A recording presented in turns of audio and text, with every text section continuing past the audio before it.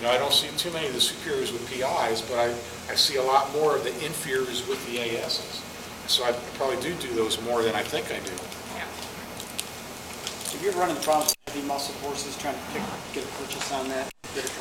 No, you know, as a female, I've adjusted, my biggest horse ever was 19 hands, but I've adjusted all sizes, and I traditionally work on a lot of sport horses, so they tend to be those 16, 17 hand horses.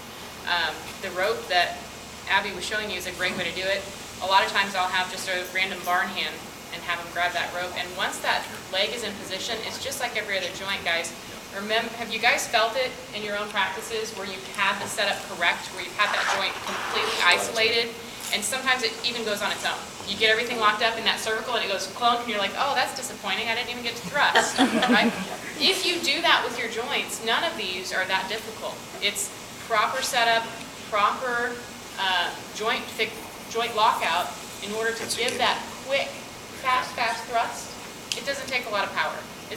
None of us here are physically strong enough to adjust a horse if it took power, right? It's the speed that is the key, so we've got to get quick, and we've got to get specific and isolate that joint. If that joint's locked out, it can't help but go back into place.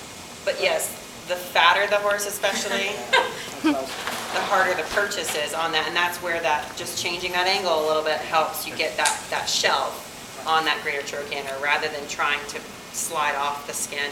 And I hate it when people put like show sheen or even fly spray on the horses before I get there. I'm like, please do not put anything on your horses. I don't want them immaculately clean, because then my hands are slipping all over the place and I have a really hard time getting purchased. So I always recommend, if you're going to bathe your horse, please do it after I leave.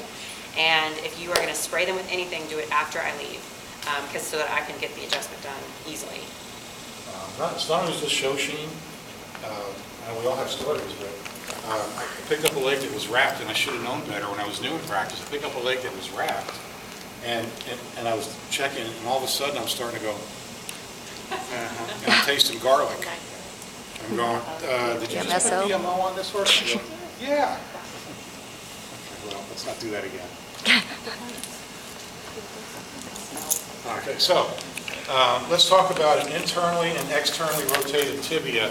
I say them together because it's going to be easiest to show them together rather than put it down and set up again. So I don't know which one he's going to set up for first. But remember, it's kind of like, if it's internally rotated, you want to rotate it externally, and opposite. If it's externally rotated, you want to rotate it internally. So Dr. Parrish is stabilizing, Dr. Ennis is the adjuster, and you can see one hand goes one way, one hand goes the other, to either internally or externally rotate that tibia. As you can see,